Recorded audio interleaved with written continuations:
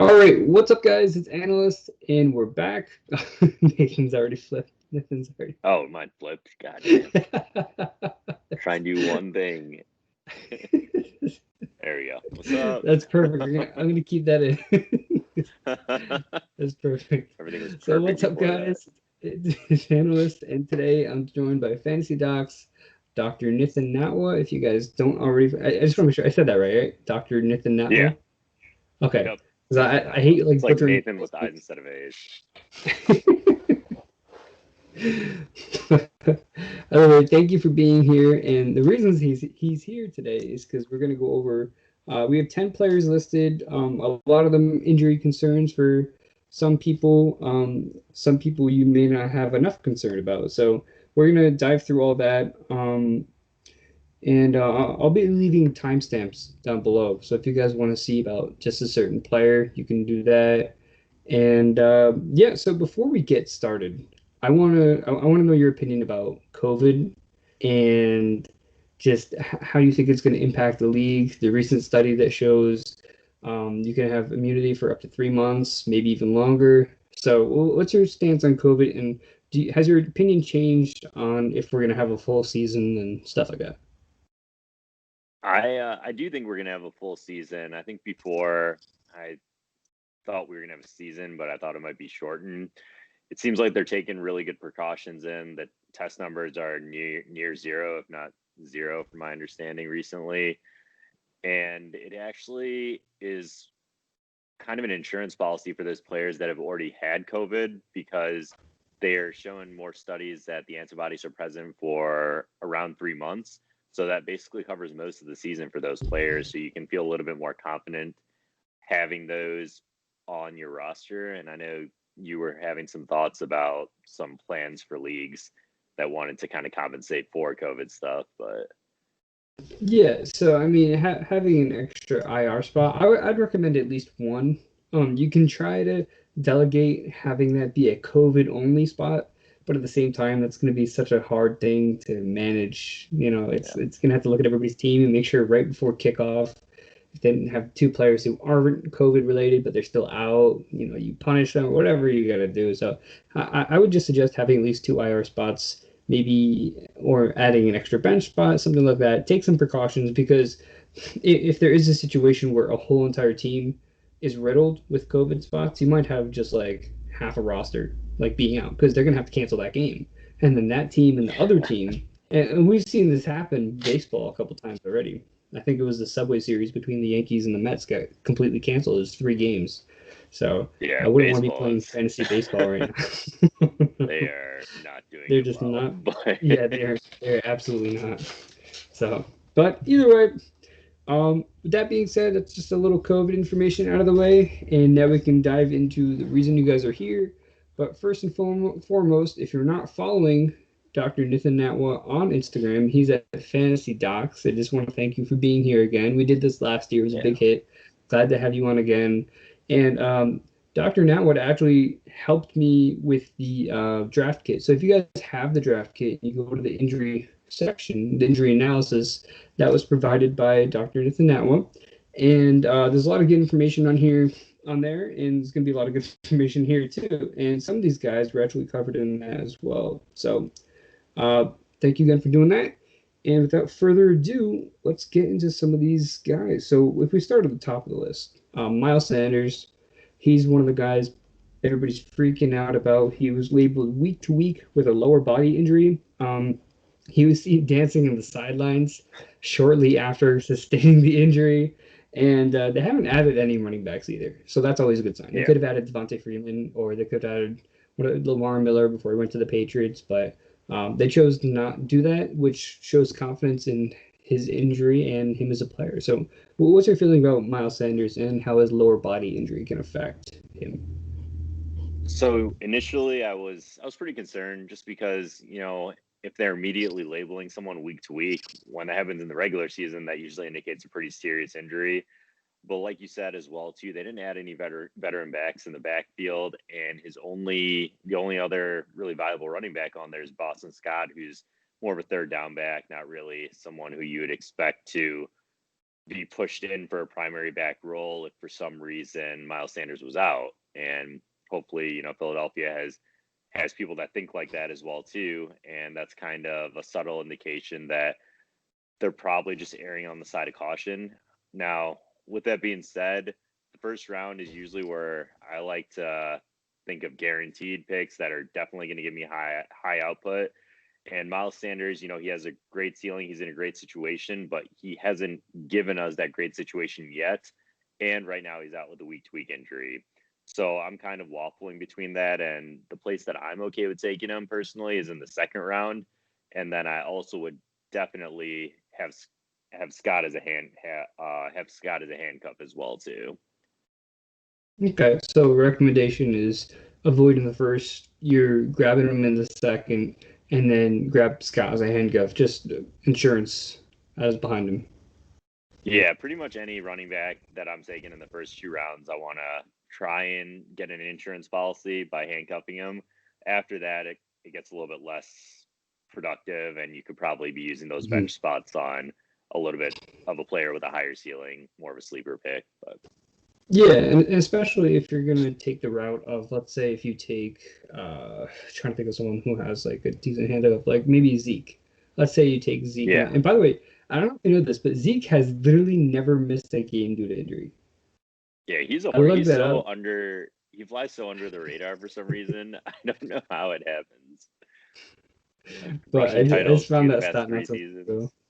Yeah, insane. But anyway, point being, if you get a guy like Zeke, and then maybe you go wide receiver in the next couple of rounds, like if you're picking at the end of the first, and you get like a Joe Mixon, Josh Jacobs, which is one of the two of my favorite guys for going to this year. But point being, if you have two of those elite RB1s, maybe it'll be better towards the end of your draft to get like a higher upside bench play because you'll at least be covered for like an anchor on your team if one of those guys were to theoretically go down. But at the same time, definitely if you're taking one of those elite tier guys and they have a good handcuff too. Like some people try to like, I have Christian McCaffrey. I'm going to pick up Reggie Bonifan. I don't even know what the hell his last name is, but that's like not a good handcuff because there's no guarantee he's the guy. And then on top of that, you're just I know you want to Yeah, secure they your might just first, sign but another veteran back if he goes yeah, down, and then you're just out of exactly. luck. Yeah, Like you want it sounds weird, but you want established handcuffs for these players, like yeah, Kenyon no, Drake, that's a good Chase Edmonds, addition. Tony Pollard. So yeah, absolutely. Yeah, it's like don't And cuff just if you another don't side know the cuff. question. Exactly. But another side question with Miles Sanders, he's currently, I believe he's playing at under 190 pounds. Um, Yeah, does that give you some concern about handling a full workload theoretically in this season with the Eagles? yeah, a little bit. Just because it's going to be hard to be between the tackles running back if you're going at 190 pounds. A lot of those guys are upper 200s, low 300s. It's going to be a lot of wear and tear, and that was kind of another of those reasons where we haven't really seen a full season from him as that bell cow back. I would hope that his receiving abilities, which dusted even Drake's abilities. I think he had a similar amount of catches as Drake, but Drake had like 350 yards, and what's his name? Sanders Sanders is was at well over over 500. 500 yards. Yeah. Yeah. So, I mean, hopefully that kind of provides a little bit of stability. But yeah, that is also another one of my mild concerns too, is just his weight isn't really up there with where you'd expect a 3 down back to be. And quickly on that too, I see like some players. I just want to know your take on like some players like, oh, I've slimmed down for this season, or oh, I've put on extra weight. Like Raheem Mostert being one of those guys saying, I put on extra weight to handle a bigger Yeah. load. Gaining that Or weight and then Eckler jumping came to the out with that season, like or figure. Eckler and then Marquise Yeah. Brown as well. He also put on that weight. So do you feel like that truly helps, or do you think it's kind of just subjective and whatever happens happens?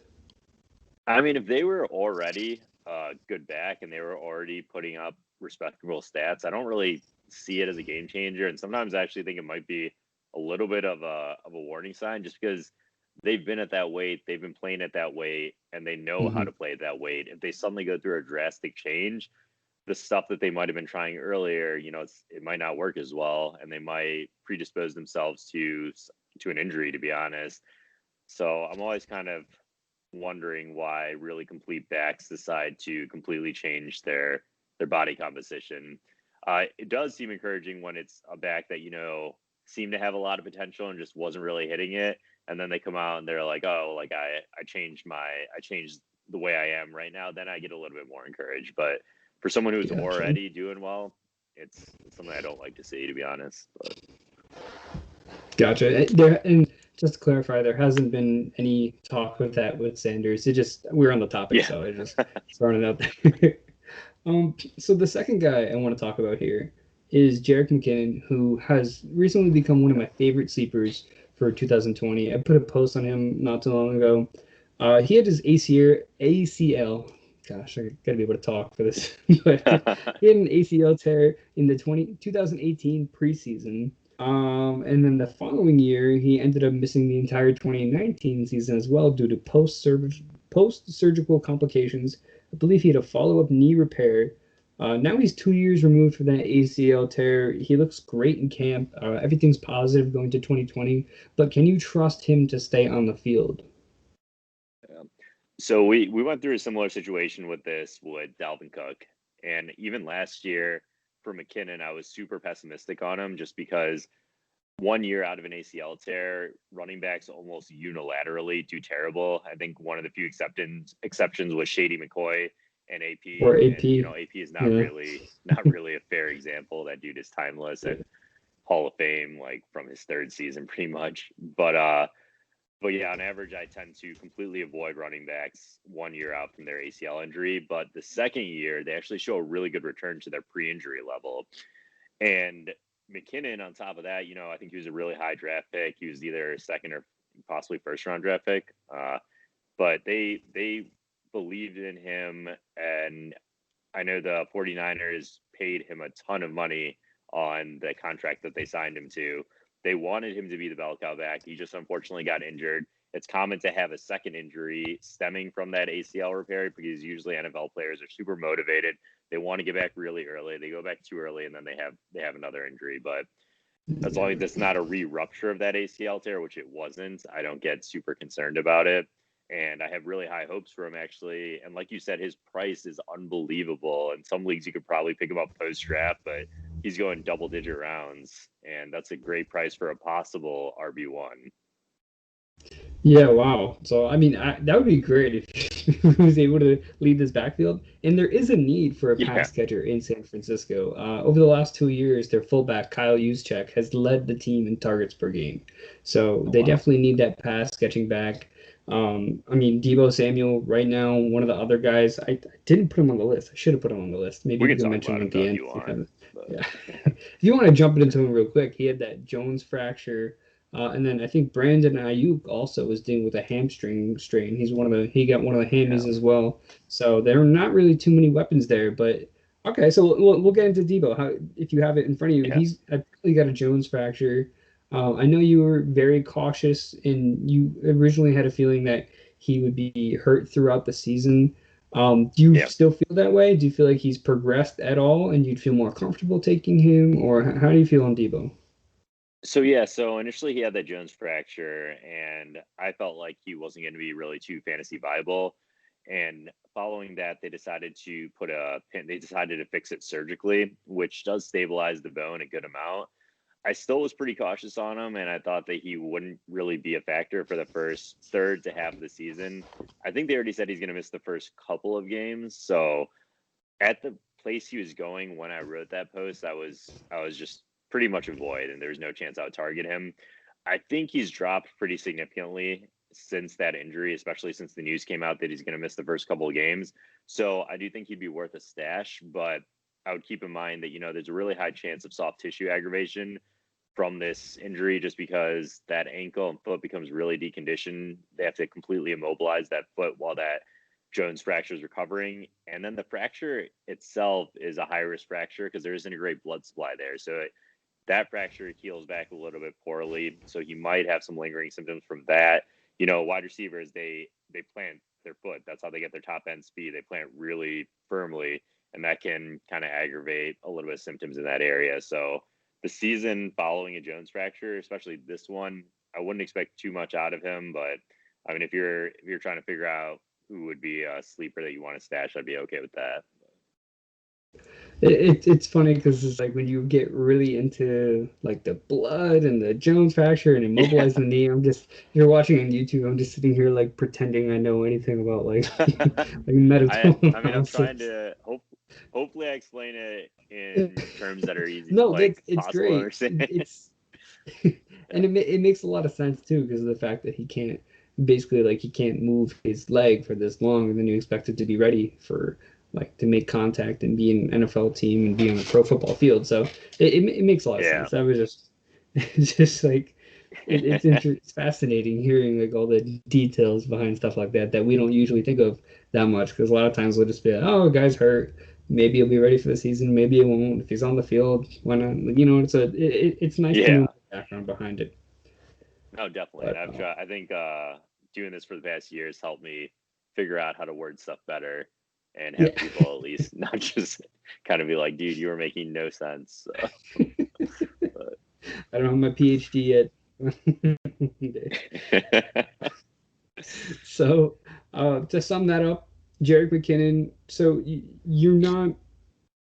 Are you confident he's going to play, or is there still concern? Is there mild concern? I'm confident in McKinnon, and I definitely would target him. I'm not confident on Deebo, but if he was at a great price range, I wouldn't be opposed to picking him up anymore. He's not a completely avoid in my mind, but McKinnon I actually am definitely targeting. Nice, very nice. So if you guys heard that, McKinnon post, go check it out. It's doctor approved. I wrote that on the post too because I saw I saw that. McKinnon, I saw a bunch of my followers after that. Yeah. So that's fantasy doc approved. We'll go on to the third. I wish I was like good at editing videos so I could do like a stamp. It's like approved, like like some graphics. Yeah, some people are really good. I gotta look into that. I'm just gonna record this off Skype and just throw it straight onto YouTube. It's like not even synced up. You put your hand in like 2 seconds later. Yeah. All right. The next guy we got here is Tyreek Hill. So Tyreek Hill, he has a suspected hamstring strain. At first, I think they called it a leg injury. So after supposed hamstring strain, he jogged off the field. He's now back at practice. And last year, I believe he had a shoulder injury. And I wrote down the name of the injury. Sternoclavicular joint sternoclavicular joint dislocation. Yeah, last time it was right. Sternoclavicular dislocation. Yeah. And what that is your sternum is right here, your clavicle is right here, right at that joint. It just kind of shifts out of place. So. I couldn't be in the NFL. I couldn't do it. I couldn't deal with these injuries. I've never broken a bone or anything. I'm not gonna spend too much time with this, but I actually bit my tongue and like made a hole in my tongue when I was little. That's the only thing I've had. So, but we won't get too much into that. It's a story for a later time. But either way, with Tyreek Hill, we know over the last couple of years, I think it was like last year was one of the biggest years for hamstrings. Last year and the year before, hamstrings have become really popular.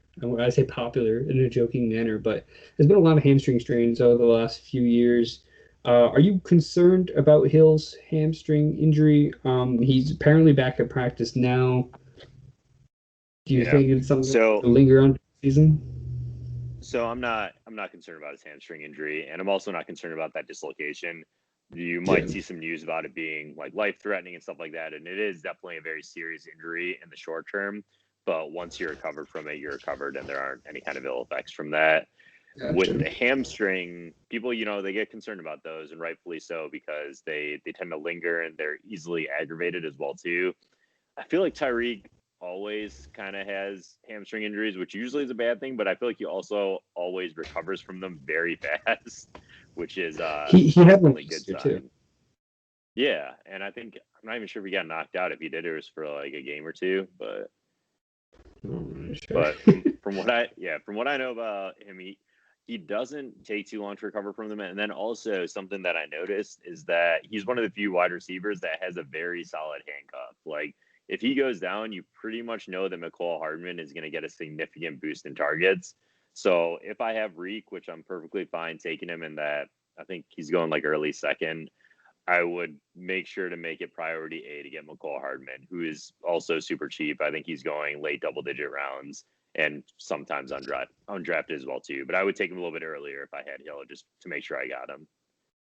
Yeah, that's a good point too, because I had some people last year. I think on one of my teams I had Julio and Ridley, and I mean that 1 week nice. Julio went down, Ridley just absolutely shredded. So you don't generally think about handcuffing wide receivers or tight ends or anyone who's not a running back, but at the same time, like, don't be afraid to take two people from the same team if it's a situation where not only can they both have individual fantasy value, but if one were to go down, the other one would explode. So it's definitely not a bad idea. I mean, bye week wise, you probably don't want Woods and Cup, but at the same time, like maybe if you could spread it out a little more to like Devontae Parker and Preston Williams, like that's probably a better case scenario, or like McCall Hardman or Tyreek Hill. So that's a good pairing there. I think Tyreek Hill is doc approved. I gotta work on that. I gotta get something.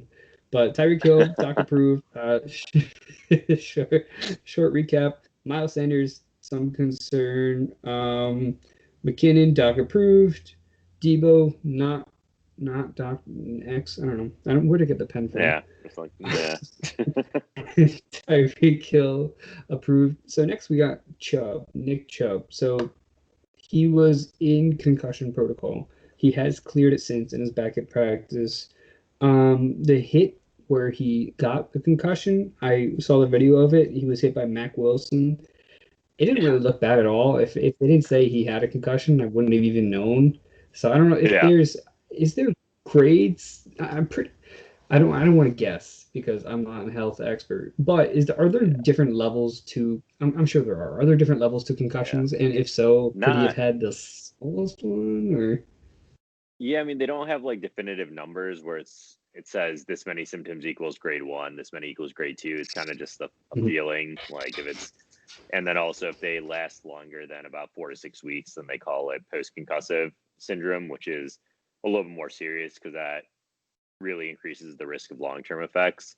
So it's good that he had a quick recovery, but I would take one caveat is that he's been cleared to return to practice. So I'd want to see how he functions in practice and make sure that he doesn't have any setbacks there. Assuming that that's not the case, then, it's fine taking him.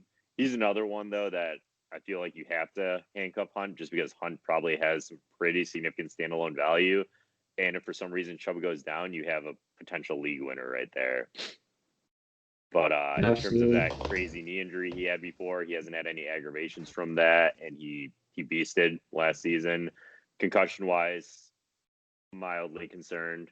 But aside from that, it's pretty simple just to watch it and make sure everything's doing okay. Okay. So Chubb, cautiously optimistic, not too many doubts. I guess it's like half approved, half. Yeah. Mostly approved. I would definitely feel comfortable taking Chubb. So I would consider him approved. Gotcha. So Chubb's on the good list. Let's jump into the next guy here, TJ Hockenson. So I saw you put a post out on Hockenson. It was on the same post that you had McKinnon. And I was a little surprised by that too. Players But I was surprised that you weren't as into Hockenson. I guess one of the biggest reasons being he feels as if his ankle is not 100%. He missed 4 games last year because of that ankle injury, and it was actually the end of it was the rest of the season at that point. Yeah, I mean, even in practice, defenders in practice are frustrated trying to cover him, and it seems like he's doing well in practice. So, point being, do you have further injury concerns about his ankle? I know you put his performance expectation and his re-injury risk at high, dangerous. Right. I guess they can't both be high.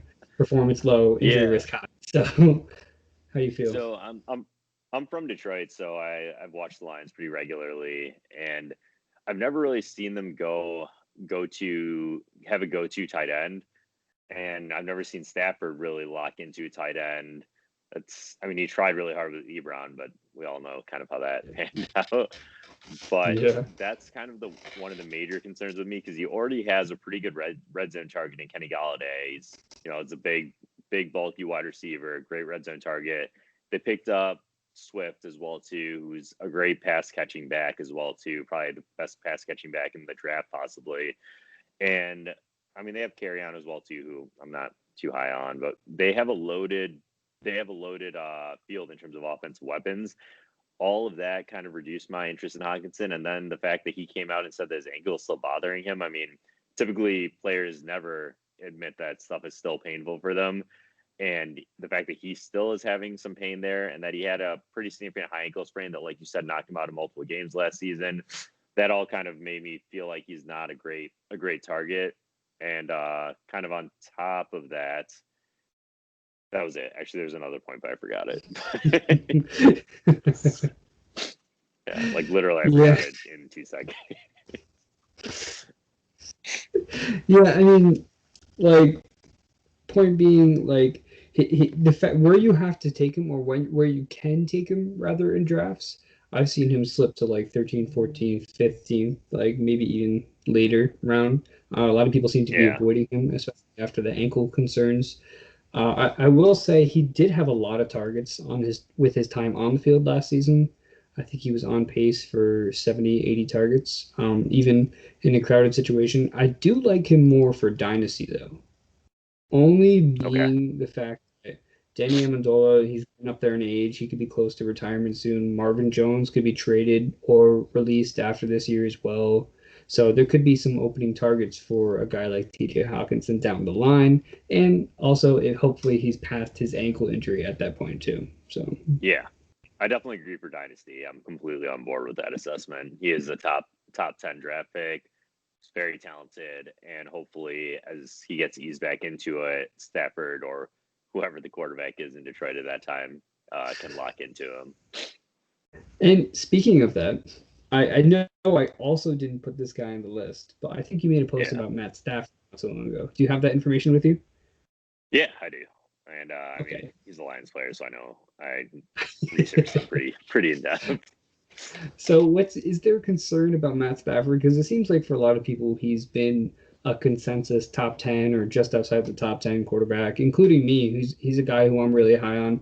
I think he had 19 touchdowns in 8 games. So that was, what he was able to do last year was great. But now, how do you feel about his injury coming into this year? So Stafford had some stress fractures in his back, which, it sounds scary, but it's really common actually with quarterbacks, especially quarterbacks that throw a bunch. It has to do kind of with that torquing motion. Repetitively, it just causes a lot of overuse. Did Carson Wentz have that too? Yeah, he did. And actually, I'm not nearly as down on Wentz as I was on Stafford. But the reasoning behind that is because Stafford had an aggravation. And he says it was a different injury, but it seems like it was at least somewhat related, because there's only so many kinds of back fractures you can have that aren't very serious, and I would think that they were somewhat connected, especially since they happened in back-to-back seasons.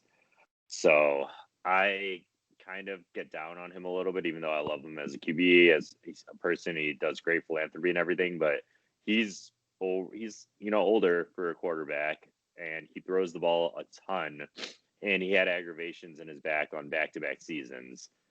So that all kind of makes me a little bit pessimistic on him. I do think he's a great talent. I think while he's out on the field, he's going to put up amazing QB1 numbers. But I do have concern for him just getting an aggravation and getting knocked out for a couple of games. Okay, so there is some mild concern about Matt Stafford and his availability throughout the entirety of the year. So that's interesting to know. He might make a better QB2, a high upside QB2. Especially in a super flex league or something like that. Mm-hmm. That'd be But I will say he's been an Iron Man, honestly. Aside from that first season that he got knocked out of, he if someone's gonna play through an injury, it would probably be him. So yeah, his family's gone through a lot too. Yeah, Jacobs too. His family's gone through a lot. Next guy here I have is Jarvis Landry, who last season he had off-season hip surgery prior to the year. I think it was okay. I have a sacrum fracture and labrum tear in the 2019 Yeah. preseason. He had a second surgery in mid to late May. As of right now, he's not on the pup list, so it looks like he's going to be ready for the season. But Oh, having nice. Pick him surgery up. in May and then playing in September, how do you feel about that? So, injury wise, it should be something that he recovers pretty well from. He does have, once again, I feel like they're going to try and get Odell a little bit more involved this season. And then Yeah. they also signed Austin Hooper, I believe, as well. And then, they obviously have Hunt and Chubb, who are both very competent receiving backs. Landry had one of the best seasons of his career last season. I feel like he's got to regress. Like Landry, with all those other people in there, I just find it hard to think that they're going to really push the ball to Landry, which maybe I'm wrong about. Injury wise, I'm not super concerned about it, but just the situation doesn't seem great. So injury wise, you don't have too many concerns about hip surgeries and back-to-back years. Nah, what do you think about him fantasy wise? So fantasy wise, I mean, I agree with you. I think he's definitely going to regress. I think they're going to move the ball more towards Odell, who, by the way, he claims he's 100% following his sports hernia surgery. And That's the Odell. That's something, yeah, I'm not crazy high on either. But sports hernia surgeries are pretty terrible. They have a high aggravation rate as well too. It depends a lot on the playing style as well too. So I honestly, Odell, he's more of a downhill runner, right? Like he doesn't do too much cutting or juking. Is that correct? Or is uh, that he's kind of like what I like to call like a hybrid slot, like Z type player, to where okay? he'll like be in making the slot. He'll be in the slot. He'll make his cuts, and then he'll have a long touchdown from that perspective. Okay. So I don't think he relies on it as much as Jarvis Landry, as a guy who's Yeah. only playing the slot and relies on those cuts. But he's going to be primarily on the outside in the 12 personnel scheme for the Browns. So he might have more straight line routes than cuts this year. So if anything, that could be a positive in that regard. Yeah. But And the reason I was asking about that is because if they don't really do too many cuts, jukes, and stuff like that, then it is a little bit harder to aggravate that sports hernia because that's pretty much what it is. It's a lot of shearing, and downhill runners, they aren't usually as much affected by sports hernia surgeries. So it kind of depends on, I guess, how he's playing. Recently, I don't know. The only player I would the only players in the Browns offense I would really be targeting would be their running backs and then Baker for a bounce back because I think he should be pretty cheap as well this season. And he's set up with so many weapons. I don't understand how he didn't have a better season if last he season. can't, So hopefully, if Baker can't succeed this year, he just can't do it. I'm sorry. He's got a yeah, much better offensive line. He's got two borderline elite running backs in that backfield. He's got two great wide receivers, a first round tight end, and Austin Hooper. He's got all the weapons he needs to succeed. If Baker can't do well this year, he's just not a good quarterback, and that's just yeah, what it comes down to. I agree. But so while we're on the topic of sports hernia, core muscle tear, stuff like that, I want to bring up Will Fuller. I'm going to jump around a little bit. So, Will Okay, Fuller, he's 2 years removed from that ACL tear. I believe he also had sports hernia surgery yeah. last year, similar to Odell. And Fuller's also had some issues with strains and sprains and stuff like that. What's your level of concern for Fuller? Because I feel like when a lot of people see Brandin Cooks and Will Fuller staring them down in the seventh, eighth round, you kind of just Yeah. like I don't know, like who's less of a risk, who's more of a risk, and are they worth the risk? Because Yeah. you want to say Fuller's definitely worth the risk with all those targets being opened up. He's had some good words from Deshaun Watson. He hasn't had any injuries as of right now. This far in camp, he's been doing well. He cut off his hair, so he's got a new look. Yeah. Maybe it's a new him. So what's your feeling on Fuller? So I'm actually super high on Fuller. I do think that he has a very high risk of an injury because of his pass. But I mean, I think he's the wide receiver one in the Texans offense, and the wide receiver one for Deshaun Watson is, in my opinion, someone you should definitely have on your squad. Like you said, he's going in the 8th round, which, that's amazing value in my opinion. And people bring up Cooks too, but I think you mentioned it. Cooks has had a fair amount of injuries in his past as well too. And I think that Fuller just shows a lot more upside than Cooks in terms of just his talent level. Yeah, so, and now I'm curious too, because Cooks, one of the main concerns about Cooks is another concussion, because I think he's had 3 in the last 2 years, if I'm correct with that. So it's a lot of times what I say is if you're looking for a week-to-week starter, I'll target someone like if they're staring down Will Fuller and Brandin Cooks. I'll take Brandin Cooks because I have more confidence Cooks will be on the field. And then if you're going for that depth wide receiver, that wide receiver 3 potential flex option, I would go for Fuller because he has more upside. Now, would you agree with that, saying that Cooks is less of a risk, or do they both have similar risk, or? I guess, if I had to gun to my head, I would say Cooks has a mildly less injury risk, but I think that it's comparable enough that I would still take Fuller over Cooks 100% of the time. And that's also because Cooks is new in that offense. Fuller's been there for a while. He has probably a much better repertoire with Deshaun Watson. So, yeah, I mean, Fuller, if they're both on the field, it's going to be Fuller 10 out of 10 times. I do kind of like Brandin Cooks in the fact that I think he had 3 straight seasons of 1,000 yards with 3 different teams.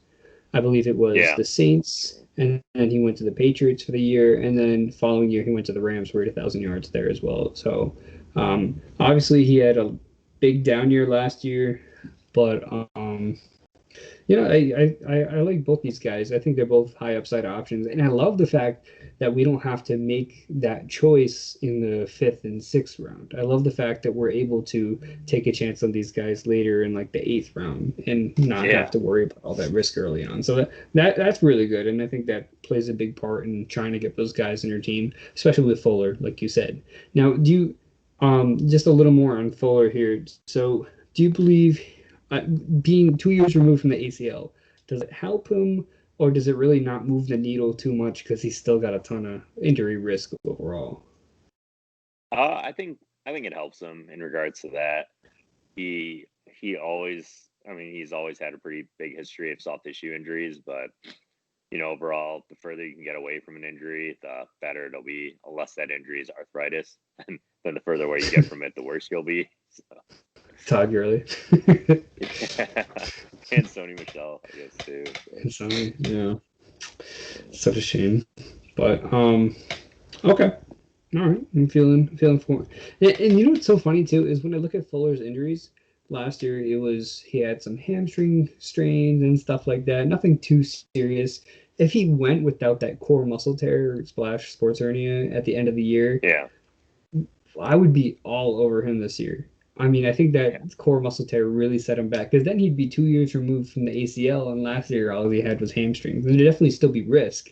But for me personally, like if he didn't have that goddamn muscle tear, it would have been a different story for him. I guess you can just look at it as more of a bargain and hope that he just doesn't, for some reason, doesn't get injured this season.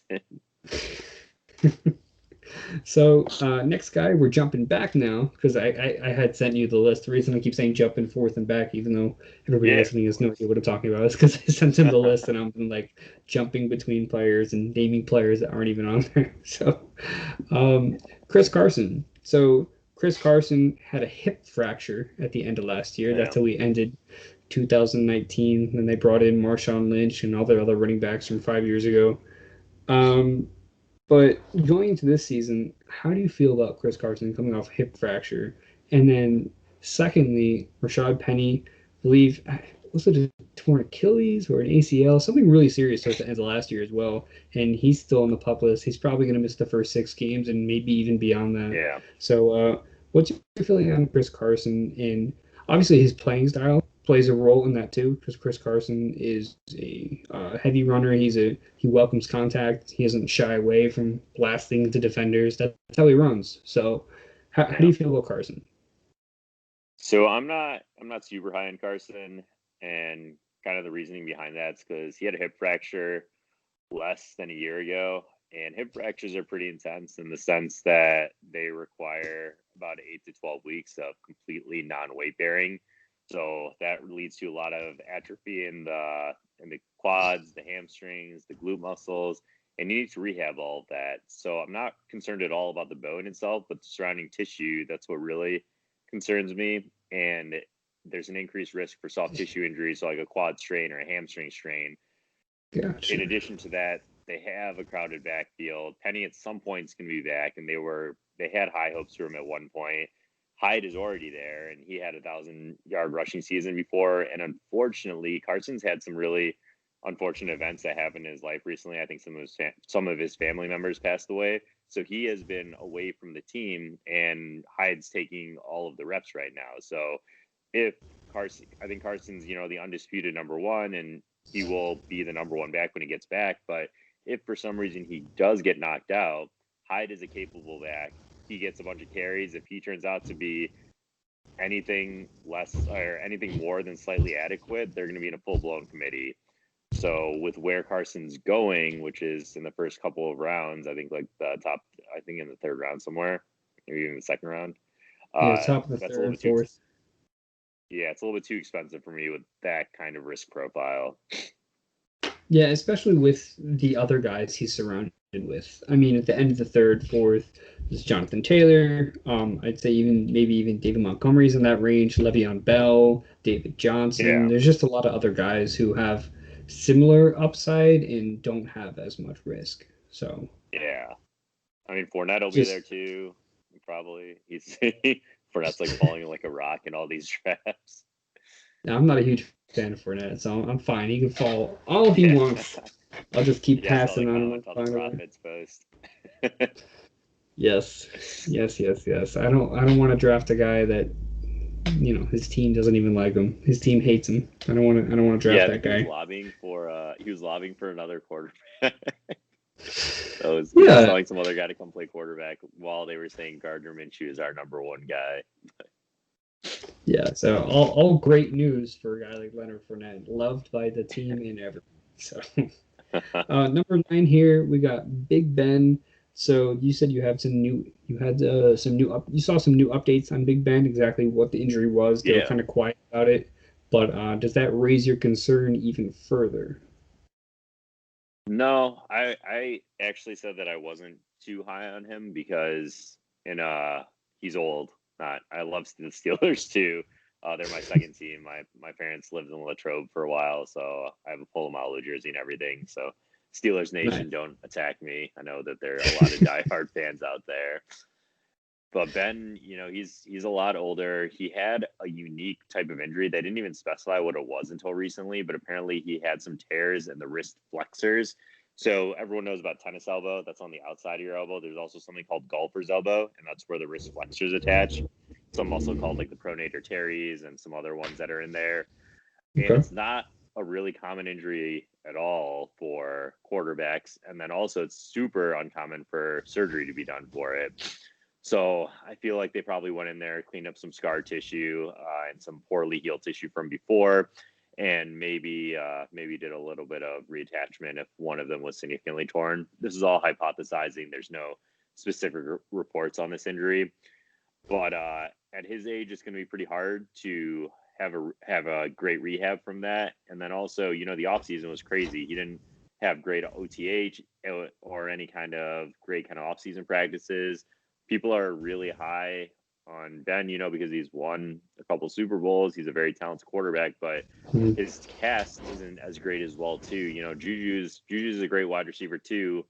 He hasn't really shown an ability to be a great wide receiver one yet. He might be, but we don't have any evidence of that at this time, including when he was healthy the year before when AB was knocked out. He didn't put up great numbers, and there was no injury concerns at that time for him.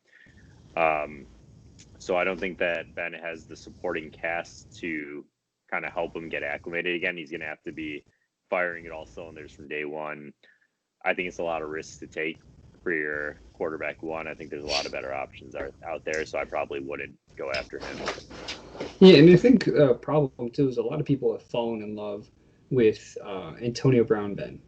Right, this is like in his prime, Big Ben with Antonio Brown on his team, and a lot of people are forgetting that before Antonio Brown was on the team, Big Ben was like in below average fantasy quarterback, even at a young age, you know. Yeah. So on top of that, this is old Ben. This is coming off serious shoulder injury Ben. This is without Antonio Brown Ben. This is just not a Ben you want. It's another on the guy roster. that lost weight too. Oh, he lost weight. Fantastic. Yeah. But, and I'm just like, man, what makes him so durable is that he is a big man. Like he is Big Ben. To take down. We can't just call him Ben. Like, what's going on? Yeah. We gotta start calling him like mildly large Ben. Like it's not gonna have the same effect. Yeah. So definitely not the same big man. A lot of people point to, I think it was 2 years ago, the Steelers led the NFL in pass attempts. And you better bet that when they add a guy like Anthony McFarland and they still have all these running backs in that backfield, that's not going to happen this season. Especially, I mean, that season they had Juju and Antonio Brown, who throughout the year both had great years, but it's not going to be the case this year. Big Ben's not going to lead the NFL in pass attempts at this age, coming off shoulder surgery. So I'm not on board with that. Another player who I didn't put on the list, but I keep throwing at you anyway, is James Conner. Not so much. I mean, last year he had dealt with 5 injuries: a quadriceps contusion, AC joint sprain, which knocked him out for 5 games, a quad strain, an ankle sprain, a knee sprain. The year before that, he had a concussion and an ankle sprain. That was with some playing time during the Bell era. So, I mean, with all that being said, obviously it seems like there's some concern going to next season. But I don't know if you were the one who mentioned it to me, or maybe it was someone else. But is there any truth or any possibility to him being a cancer survivor that putting him at increased risk for injury? And it might just be speculation. Yeah, I know there's probably nothing concrete on that, or maybe I'm not sure. But is there any possible truth to it? There's nothing that the studies show for that. I don't think that's really the issue. I think that he just has, some durability issues. He's another person who showed that he got super bulked up over the summer, but getting bulked up. So he had that AC joint sprain, and he didn't play through it, which is fine. AC joint sprains are incredibly painful, and I could see why someone wouldn't want to play through it. If they get repeat injured, then it can get even worse. So that's fine. But the thing is that's also indicative of his pain tolerance and the kind of injuries that he'll be able to play through when you have someone like Josh Jacobs, who has a worse version of that same injury and is able to plow through 3 games until, he eventually needs surgery, I think, in the last game of the fantasy season or the game after that. But that combined with all these other injuries that James Conner had, combined with them taking Anthony McFarland, who, can do a lot of the similar things that James Conner can, it just shows to me that James Conner isn't a safe bet, and he's never really been a safe bet. He's put up some monster numbers for a couple of games and then gotten injured and knocked out. And I just, he's definitely on my avoid list, and he's definitely a high risk for injury, in my opinion. And over here, he's got a great story. Yeah, no, he's got a great story. Yeah, there's a lot of guys who's got a great story. Like Philip Lindsay, he's one of those guys. Yeah. But Philip Lindsay's got a great story too. But you know what? I'm not drafting Philip Lindsay in any of my leagues this year. Yeah. He's not someone who purgatory. Yeah, I mean, between him and we're just getting into this real quick now. I mean, let's say he shares the early down role with Melvin Gordon. Who's going to be the goal line back? It's going to be Gordon. Who's going to be the pass catcher? It's going to be Gordon. So Melvin Gordon's going to be there when it counts, and Philip Lindsay is going to be there when it doesn't. And he's going to be way overdrafted with all this talk coming out. I think he's a good player. I think he's a good running back for his size and everything. He's proven himself to be a good running back in the league, but. Just another thing quick here on James Conner. I'm on Player Profiler, which is one of the it's a really good website for injury history. That's where I go for all the injury history news, and it has their measurements and stuff like that. So if you guys haven't done that, you can usually just type in like James Conner player profile. It'll be the first link. Point Oh, nice. being, I haven't heard of that. they have his medical history report, and they have his injury probability at number one out of all NFL players going 2020 at a Oh my God. 65.2% rate. You can't really, I mean, like injuries are only predictable to a point. Yeah, I don't, I Yeah. think you'd be in agreement in saying like you can't say like that guy is going to have a hamstring injury next week. You might be able to say Yeah. he's more likely to have these such injuries. But so whatever that's worth, take it with a grain of salt. They also have his fragility rating at number 8 overall in the NFL. Yeah, that's a Not really much brutal confidence rating. for player. Fragility. Yeah, fragility rating 84.2. I don't know what that's out of. And that injury probability is number one in the entire league at 65.2.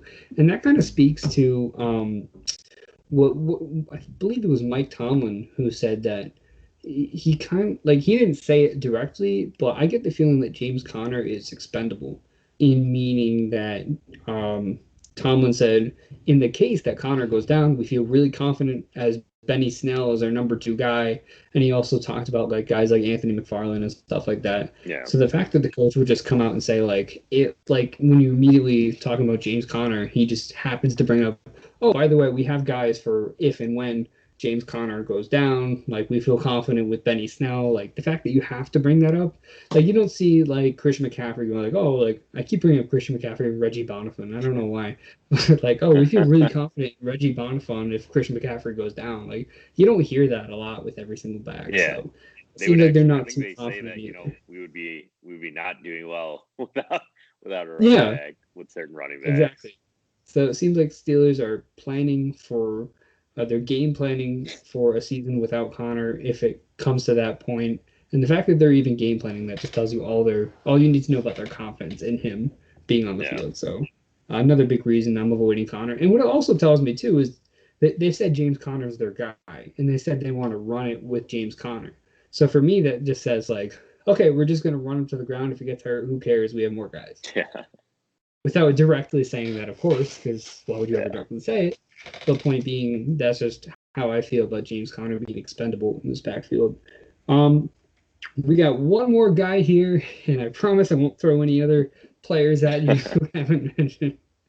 Dalvin Cook. I really wanted to go over Dalvin Cook just because a lot of people are still concerned. I still get comments like 2 years later saying Dalvin Cook is injury prone. I Yeah. mean, what is your feeling on that? I think it's been over 2 years since his ACL tear now, 3 years. This is the third year past the ACL. He Yeah. had, I believe it was a chest injury last year that could have easily been avoided if he had just sat out the rest of that game, but he just kept Yeah. churning and He had another AC sprain, just kind of like Connor and like Josh Jacobs as well too. But I don't think he's injury prone. I think he's a great running back, and I think you and me both were super high on him last season.